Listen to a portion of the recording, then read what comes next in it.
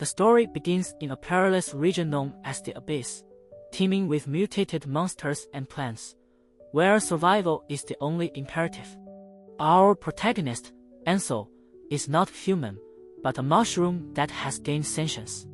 The most precious thing in his life is his only spore, akin to his child and future. However, in an unfortunate accident, he loses this spore. His only clue is a peculiar brass-colored shell casing found at the site, etched with markings he doesn't recognize. He suspects it belongs to humans. To retrieve the spore, he values more than life itself. Ansel makes a bold decision. Using his unique mycelial abilities, he constructs a human body. In a hidden cave, he encounters a dying young human, Arthur. Critically wounded by monsters, Arthur cannot return to the human base. Ansel instinctively extends his mycelia to stop the bleeding but accidentally absorbs Arthur's blood and genes. This process rapidly grants Ansel mastery of human language and basic knowledge. In his final moments, Arthur entrusts his ID card and backpack containing clothes, food, water, and a map to Ansel, also giving him the name Ansel. Arthur tells him his own life was meaningless and desperately warns Ansel never to go to the human base. He claims it's as cruel as the Abyss, and if Ansel's non-human identity is discovered by the base's judges, death is certain. He repeatedly emphasizes that Ansel is just a little mushroom with no attack or defense. Despite Arthur's vehement dissuasion, the obsession to find his spore drives Ansel forward. He dons Arthur's clothes, shoulders the backpack, clutches the shell casing, and, following the map's direction towards the northern base, leaves the cave, embarking on an unknown journey. The path through the abyss is fraught with danger. Mutated monsters prey on each other, and hazardous plants lurk in the shadows. Yet, Ansel, leveraging his mushroom characteristics lacking nutritional value, non-aggressive, potentially poisonous, is ignored by most predators. He navigates northward, guided by the map and the North Star, eventually emerging from the abyss into the relatively safer, but arid and unsuitable for mushrooms, plains of ash. Here, the main threats are giant arthropods and rodent-like monsters. Feeling uneasy, Ansel can only rest by sleeping like a human. While resting, he is attacked by a colossal ant-like monster. Ansel barely evades it by switching between his human and mycelial forms, but remains in peril. At the critical moment, 3 human mercenaries appear. Captain Vance, steady and reliable, Horace, blonde and flippant, and Anthony, dark-skinned and taciturn. They kill the monster with powerful uranium rounds, saving Ansel.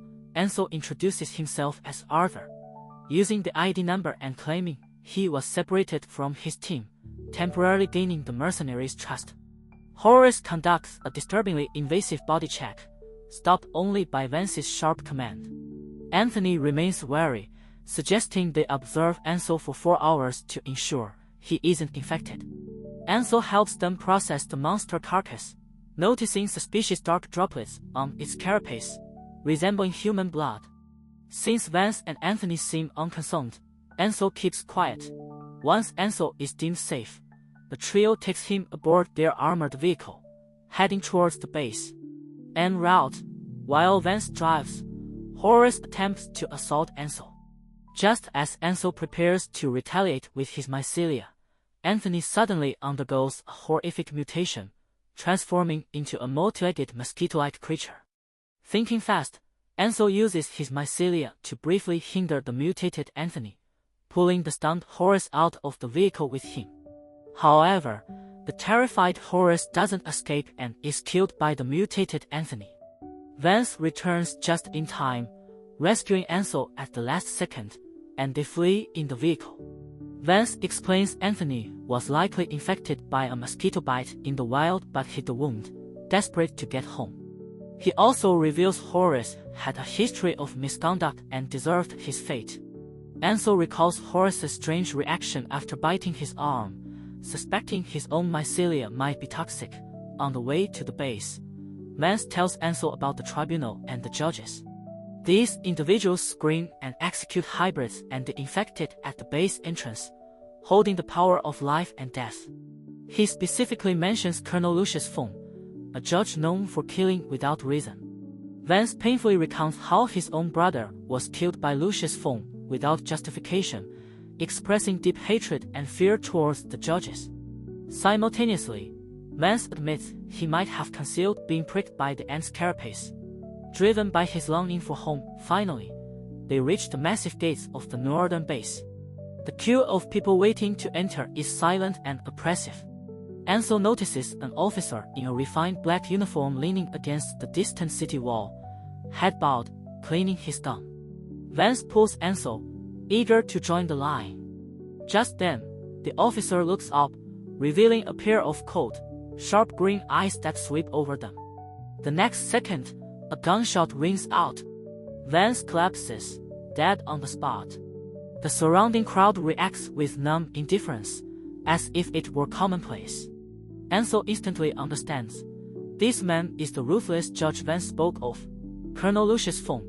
Lu Feng turns his gun towards Ansel but doesn't fire. He walks over, handcuffs Ansel, and leads him away. This unusual action sparks whispers among the crowd.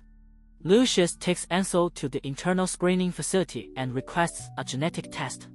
Ansel meets the doctor in charge of testing, who explains that human mutation leaves specific markers in DNA. Ansel's test results show no abnormalities. Despite this, Lu Feng seems unconvinced, staring at Ansel and coldly stating, "You'd better be human." As they leave, Lu Feng executes another highly suspected infected individual on the spot, ignoring the pleas and curses of their family.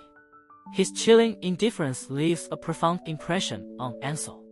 Lucius shows Ansel the tiny infection wound on Vance's hand, oozing a grayish-black fluid, confirming Vance was indeed infected.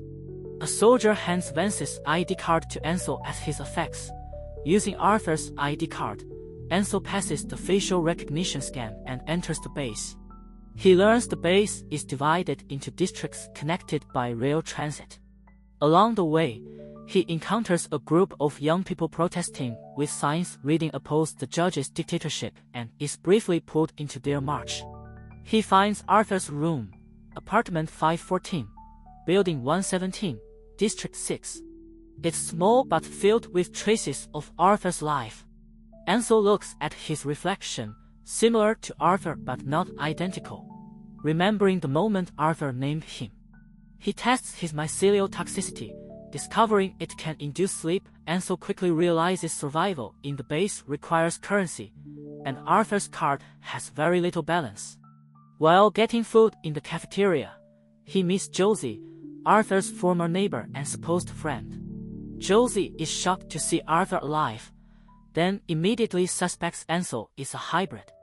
Ansel deflects with the gene report and a fabricated story of amnesia. Josie displays a false closeness and strong possessiveness that makes Ansel uncomfortable, especially recalling how Josie abandoned the real Arthur in the abyss.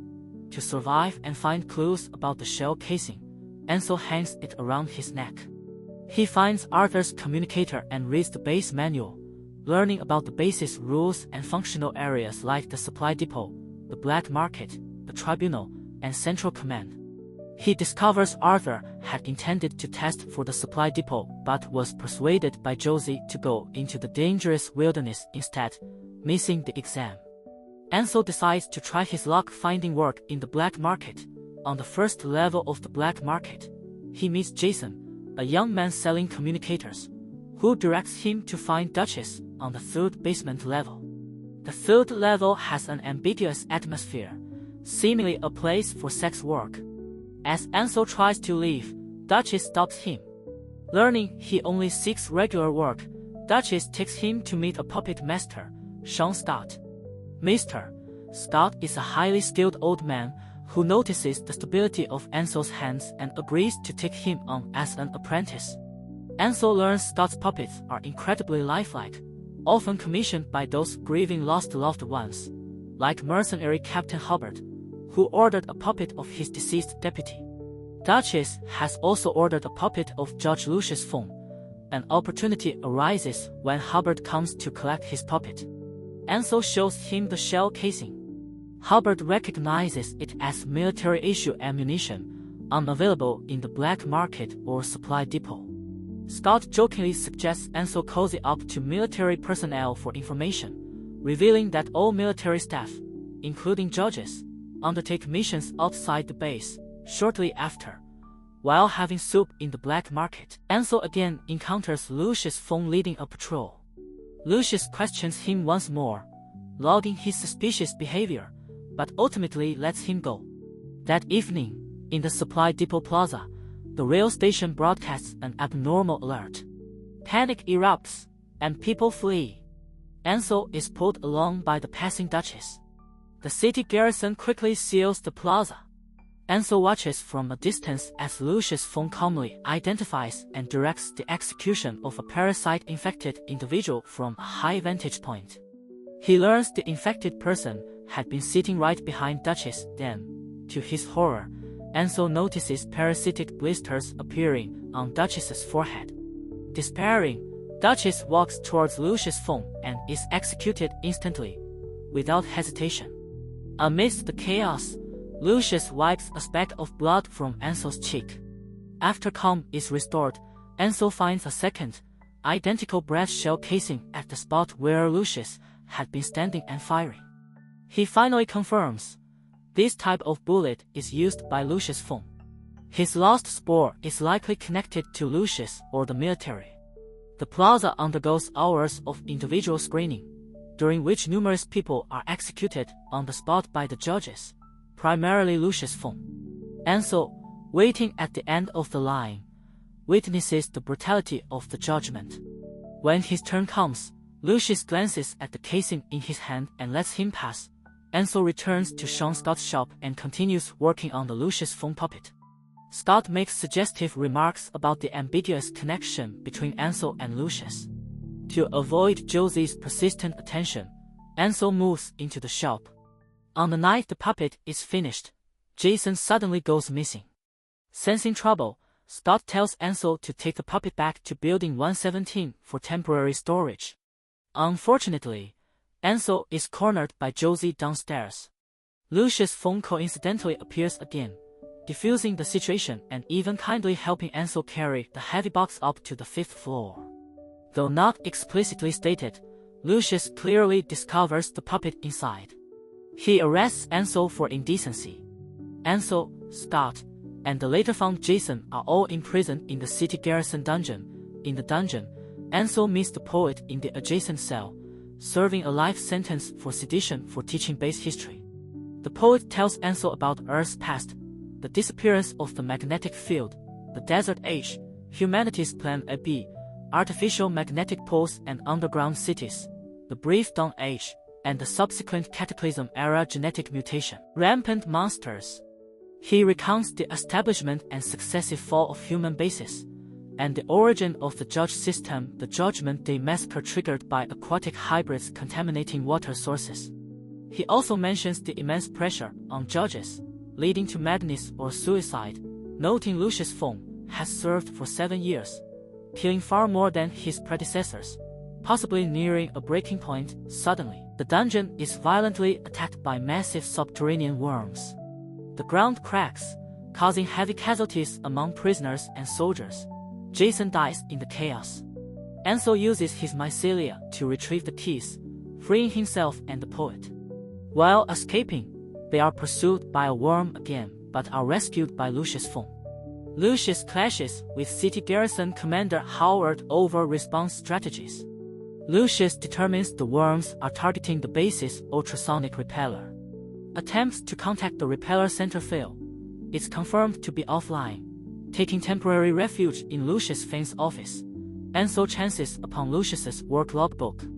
An entry shows Lucius collected an abnormal fungal sample Ansel spore in the abyss on February 14th and transferred it to the base's research facility, the Lighthouse, on February 20th. Ansel finally has proof. Lucius Feng took his spore.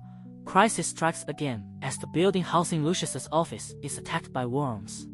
Lucius orders an emergency evacuation, draping his warm greatcoat over the cold-sensitive Ansel and carrying him out of danger. With the repeller center down, the entire city loses ultrasonic protection. An insect swarm is imminent. The base sounds its highest alert. The poet explains this could mean a repeat of Judgment Day, threatening the base's existence. Ansel, Scott, and the poet are temporarily housed in a residential building. Soon, horrifying swarms of mutated insects begin slamming against the windows. While sealing a vent, Ansel's finger is pricked by something unknown. He secretly heals the wound with his mycelia. Lucius receives distress calls from various districts, learning District 6 is temporarily safe due to its backup repeller. He orders all citizens to evacuate to District 6 and requests citywide judgment authority from Central Command, signaling the start of a massive, potentially lethal, up to 60% mortality, mandatory screening. Scott and the poet confirm Judgment Day has truly returned. Just as Lucius prepares to head to Central Command, he receives Ansel's distress call. Abandoning his plans, he resolutely turns back to rescue them. Lucius saves Ansel and the others, bringing them to District 6. Judgment unfolds right at the gate, with Lucius personally carrying out the final sentences, the killing relentless. Large crowds gather in protest, refusing judgment. Commander Howard intervenes, questioning Lucius's indiscriminate killing, but Lucius points his gun at Howard, claiming he's infected. Guards on both sides tense up. Just then, the doctor from the lighthouse arrives with rapid gene testing kits. Howard submits to the test. Results show he is indeed infected. Howard is shot by his own guards. Lucius's judgment is proven correct once again, yet he appears more isolated and weary. After the chaos subsides, Lucius escorts Ansel back to Building 117. Seemingly with nowhere else to go, or perhaps exhausted, he accepts Ansel's offer to stay the night. They share the apartment. Lucius tells Ansel he has passed the 30-day observation period and is considered human, both subjectively and objectively.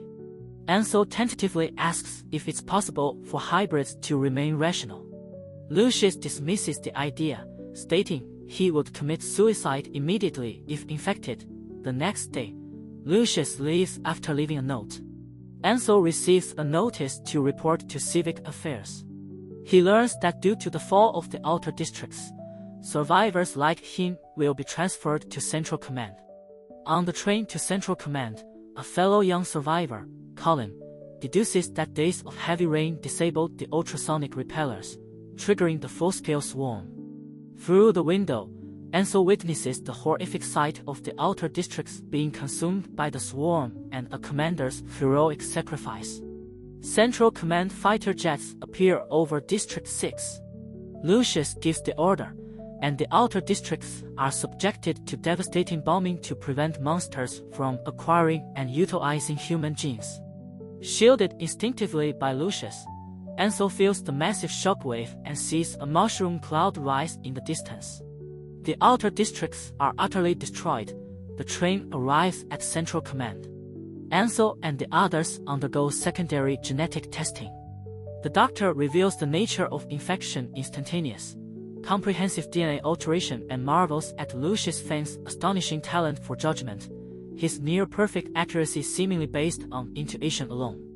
Ansel and the others are housed in Central Command's military residential area. He learns about Central Command's structure, including Unified Command, the Lighthouse, and Eden. The fall of the outer districts is officially framed as a victory to prevent genetic leakage. The base enters a period of consolidation, with humanity's future seemingly resting on the newborns raised in Eden. Ansel learns he might be assigned to care for children in Eden. Ansel and Colin are indeed assigned to work in Central Command's Eden, a massive facility dedicated to raising human children. As intern teachers, they instruct children approaching the age of 6. Ansel teaches language and literature. Most children are friendly and curious towards him, except for one particularly cold child named Simon. In class, they study the poem "Do Not Go Gentle Into That Good Night," which makes Ansel reflect on the base's struggle. He gets along well with the children, who even ask him about Judge Lucius Feng. Ansel describes Lucius as a bit fierce, but very handsome, and like the aurora. Ansel lives peacefully in Eden for nearly a month. He tries to get near the twin towers housing the lighthouse to find his spore, but lacks the clearance to enter. Meanwhile, news reports state Lu Feng has successfully led a team to recapture the Outer District's repair center. One day after work, Ansel encounters Lucius, who has just caught a little girl named Lily who ran away from Eden. Ansel sincerely tells Lucius, "You're a good person." Lucius's reaction is subtle. Then, claiming he doesn't know the way, Lucius asks Ansel to guide him back to the military residential area only for Ansel to discover Lucius lives right next door. Lucius's ID card genuinely fails to open his door due to needing an update, so Ansel invites him to stay temporarily. Ansel makes tomato and beef stew. Lucius fixes his faucet. When a soldier delivers the new ID card, he misunderstands their relationship. Ansel probes the reason for Lucius's earlier coldness. Lucius admits it was his issue, explains the necessity of the killings, but also reveals a hint of uncertainty. Ansel expresses understanding, saying he doesn't hate him. Lucius seems touched but quickly reverts to his usual demeanor, even playfully pinching Ansel's cheek. To Ansel's exasperation, Lucius then discovers the judge puppet in his own room, mistakenly moved there by logistics staff as important military equipment. Lucius gives the puppet to Ansel, remarking that whether the indecency charge stands depends on the victim's wishes. Ansel also finds a strange ventilation grate under his own bed. During the children's graduation assessment, Simon behaves abnormally, covering his paper with bizarre lines. Teacher Linda reveals Simon is classified as C-grade and will be sent to the outer districts due to his lack of emotion and hostility towards the base. On the training grounds, Simon gets into a fight protecting Lily. Lu Feng, passing by, notices a change in Simon's pupils, confirms he's infected, and immediately contacts the lighthouse. Ansel accompanies Simon to the lighthouse, where Simon has already begun transforming into a bee-like hybrid. Dear Elias is perplexed by the infection, as there's no obvious source of contact. Surveillance footage yields no clues. They conclude Simon was infected inside Eden. Dr.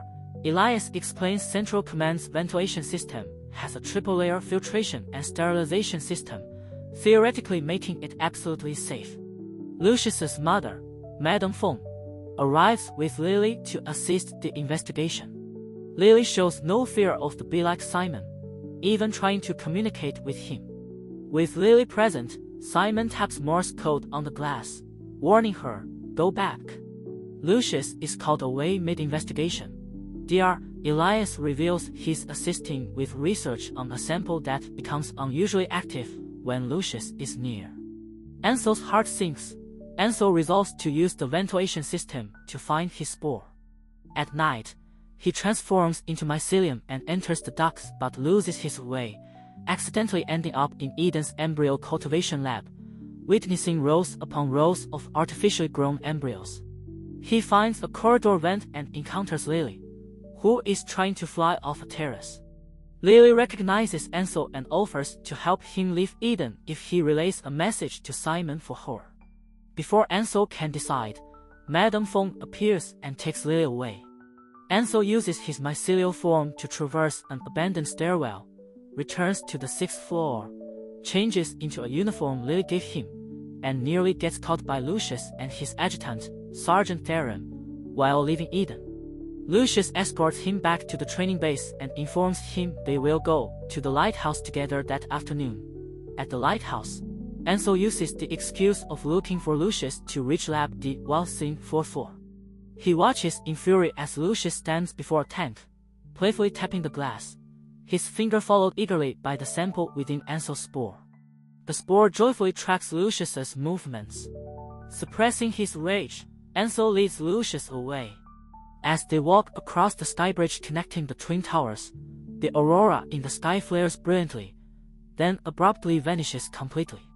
Base alarms blare. Emergency measures activate. The global magnetic field has collapsed. Lucius takes Ansel to the communication center. They receive fragmented distress signals from the Western Magnetic Pole underground base. Hybrid invasion, ammunition depleted. After an emergency meeting among High Command, Lucius volunteers to lead a rescue mission, including Captain Hubbard's mercenary team, aboard the PL-1109 fighter squadron. Before leaving, Lucius entrusts Ansel to Sergeant Theron, ruffles his hair, tells him to take care of himself, and says, "Make me mushroom stew when I get back," while also hinting he might not return.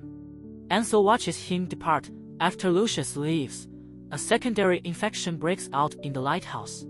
Several researchers become infected without direct contact with any samples.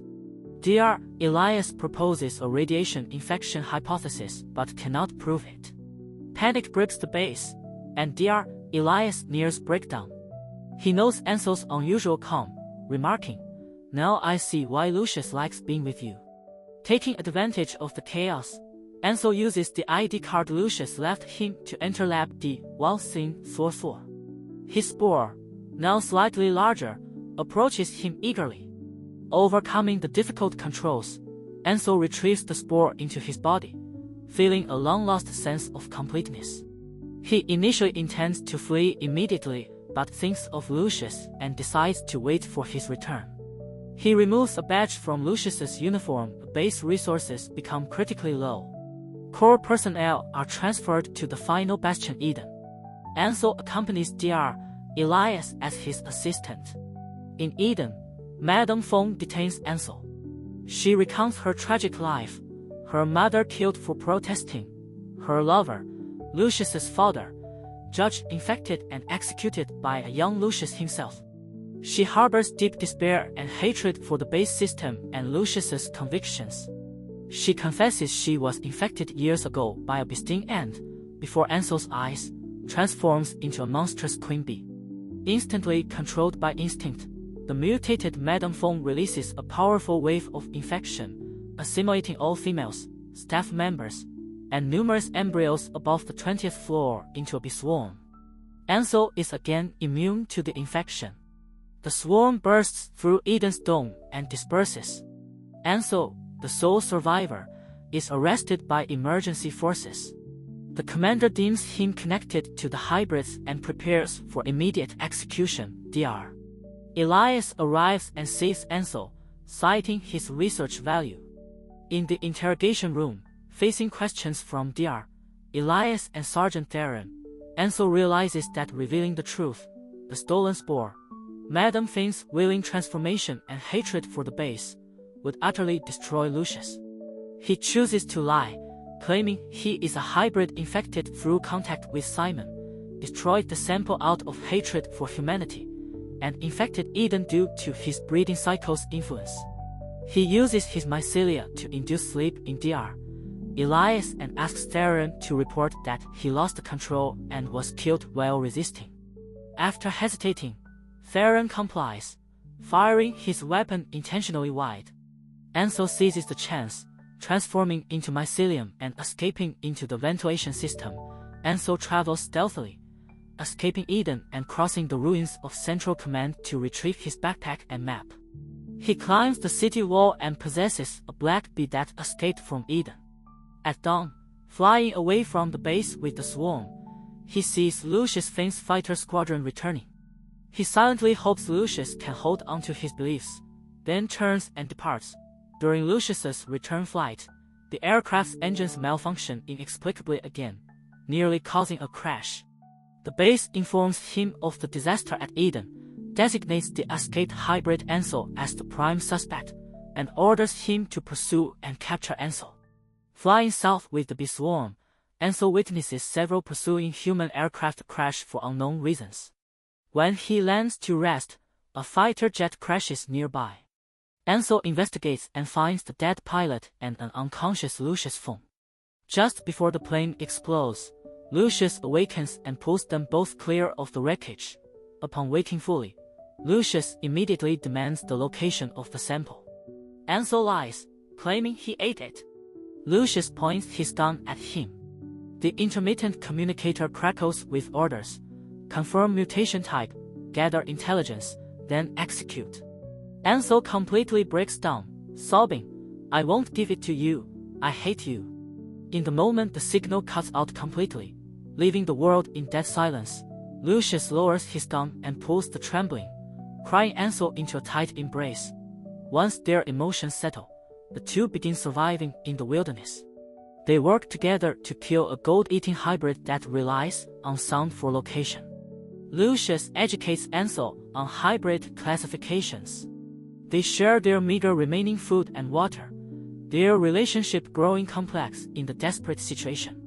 Ansel accidentally steps into a trap but is rescued by Lucius. They meet the trap's owner, a frail boy named Seamus. Seamus leads them into an abandoned mine shaft, where only he and his gravely ill grandfather remain. The grandfather, a former mine engineer, knows the catastrophe is linked to the magnetic pulse.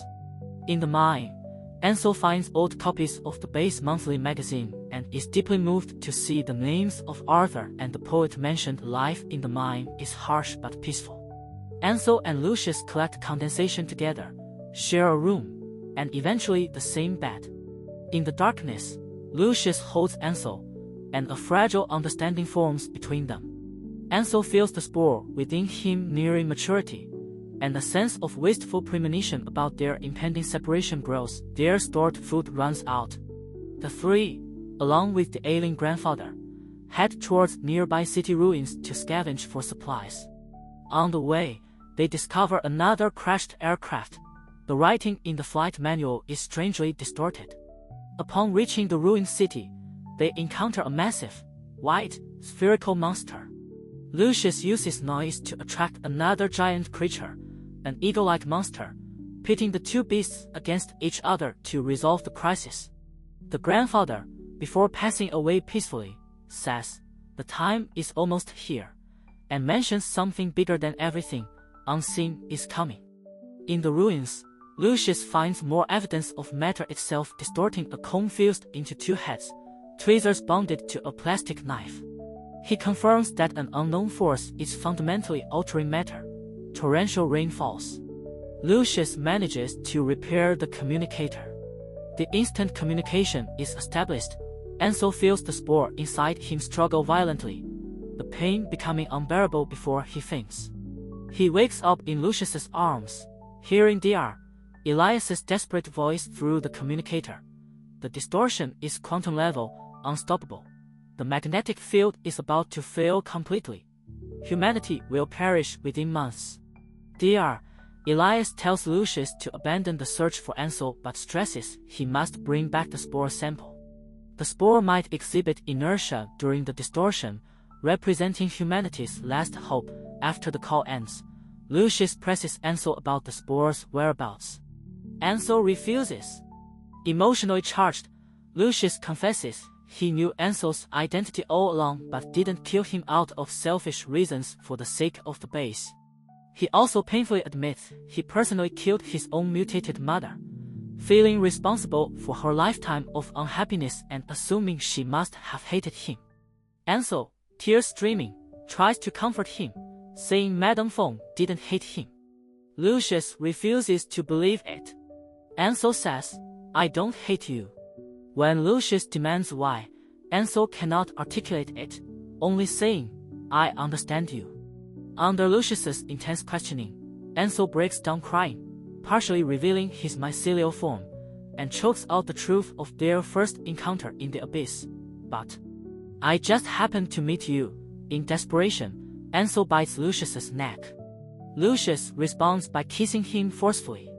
During the intense kiss, through blood contact, Ansel sees fragments of Lucius's memories, how terrified Lucius was when Ansel was unconscious, how desperately he wanted to save him.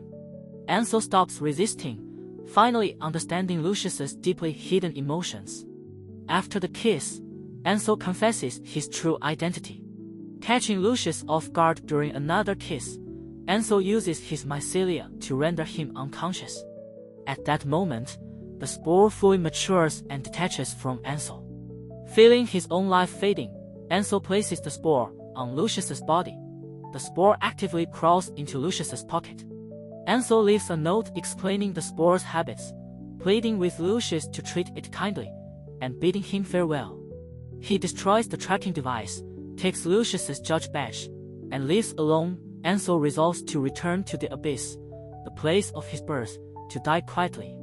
He witnesses Lucius being rescued by base military forces. He journeys south, enduring hardships, back to the edge of the abyss. He finds the atmosphere there strangely quiet, monsters dormant. He loses his way, unable to find the cave Arthur left behind. Despairing by a pool of water, he remembers the poet's words and Lucius, regaining clarity. He discovers some man-made markings and follows them, encountering Talon, a hybrid who has retained human consciousness. Talon flies him to the Highland Institute, an abandoned artificial magnetic pole research base perched on a mountaintop. At the Highland Institute, Ansel meets the leader, Dr. Pollux Jones, a gentle and wise old man. This place is a sanctuary for fusionist hybrids, those seeking integration. Ansel hides his identity and blends into their community, but his body grows progressively weaker. He learns Pollux is researching the unknown wave causing the distortion, attempting to capture and analyze its frequency using a device called the Simpson cage. Pollux proposes a string theory explanation, suggesting the universe itself is undergoing a fundamental change. The Institute maintains secret communication with the northern base. While relaying a message, Ansel can't resist asking if the tribunal is well. Pollux notices the judge badge in Ansel's hand and reveals his own past. He was the very first judge and the founder of the fusionist movement. He explains the brutal reality of the tribunal. Ansel finally comprehends the weight of Lucius's burden and loneliness. Ansel confesses his feelings for Lucius to Pollux. "I want to see him." Pollux states plainly, "You love him." Ansel also understands the significance of the gun Lucius left behind, confirming Lucius's love for him. Accepting his fate, Ansel asks Pollux to conceal his end from Lucius. Just then, the unknown wave intensifies dramatically, the aurora vanishes, and monsters launch a massive assault on the Institute. Pollux realizes the magnetic field is about to collapse entirely. To protect the Institute and Pollux's research, Ansel decides to sacrifice himself. He locks the laboratory door and walks towards the burning Simpson cage. Simultaneously, northern base reinforcements arrive, with Lucius Feng among them. From the air, Lucius sees Ansel walking into the inferno. Their eyes meet across the distance. Ansel gives him a final smile before stepping into the Simpson cage, his body dissolving into countless points of light. Ansel's own frequency, an absolutely stable one, is successfully captured by the Simpson cage. Pollux immediately transmits these frequency parameters to the magnetic poles worldwide. The eastern and western poles begin broadcasting this stable frequency, which spreads across the globe like a resonant bell toll. The material distortion ceases, and the monster's aggression diminishes. The end of this cataclysm later becomes known as the bell tolls. Lucius is devastated upon learning the truth of Ansel's sacrifice. Pollux tells him Ansel's frequency permeates the world.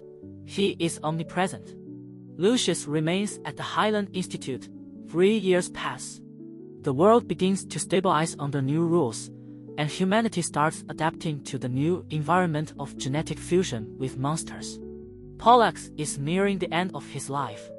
Throughout these 3 years, Lucius has faithfully guarded the spore Ansel left behind. Suspended in nutrient fluid, the spore gradually develops into a humanoid form, an existence identical to Ansel. Pollux confirms that, biologically speaking, he is Ansel. Lucius looks at him, hoping only that he can forget the pain of the past. Finally, the Ansel grown from the spore slowly opens his eyes. He looks at the man before him, familiar yet strange, and softly, tinged with confusion, calls out the name, Lucius. The story ends here. In a world reborn,